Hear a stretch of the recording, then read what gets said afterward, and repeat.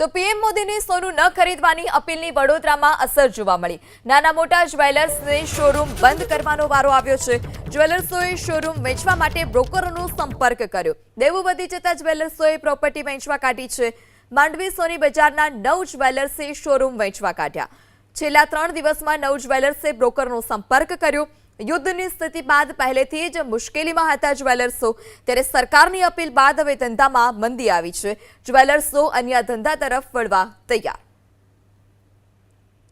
માર્કેટની સ્થિતિ જોવા જઈએ તો માર્કેટની સ્થિતિ અત્યારે બહુ વિકટ છે અને મોટા મોટા શોરૂમોનો તો ચલો કંઈ વાંધો આવે એવો નથી, પણ નાના નાના જે લોકો લગભગ અમારા જેવા જે શોરૂમો છે, બરાબર છે, અમે નાના શોરૂમોમાં જઈએ છીએ, એ લોકોને અત્યારે ઘણી બધી વિકટ પરિસ્થિતિ છે। નિર્ણય હવે જ્વેલર્સ, ચોકસી જ્વેલર્સ એસોસિએશન, બધા જે મોટા પ્રભારી લોકો નિર્ણય લે એ પ્રમાણે અમે લોકો એમની તરફ છીએ અને 100% નરેન્દ્ર મોદી શ્રીના સાથે જ છીએ અમે લોકો। પહેલાં અમારા કારીગરો હતા, લગભગ સમજો ને 8-10 કારીગરો, મારો ભલે નાનો શોરૂમ છે પણ મારા પોતાના બી 8-10 કારીગરો હતા। અત્યારે અમે એ કારીગરોને અમે લેફ્ટ કરી દીધા છે કે ભાઈ અત્યારે કામકાજ બહુ ઓછું થઈ ગયું છે અને લગભગ 2 થી 3 કારીગરો ઉપર અમે લોકો આવી ગયા છીએ।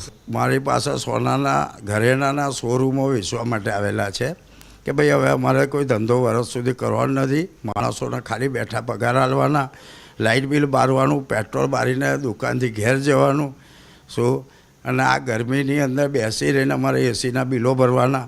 એના કરતાં અમારે આ દુકાનો બંધ કરીને વેચી દેવાની અને બીજો કોઈ જાતનો ધંધો કરીશું। બરોડાનું નામાંકિત ગોલ્ડ એરિયા એટલે માંડવી, ચોખંડી, ગેન્ડીગેટ વિસ્તાર વર્ષો જૂનું છે અને એ જ વિસ્તારની દુકાનો આજની તારીખમાં બંધ થાય છે।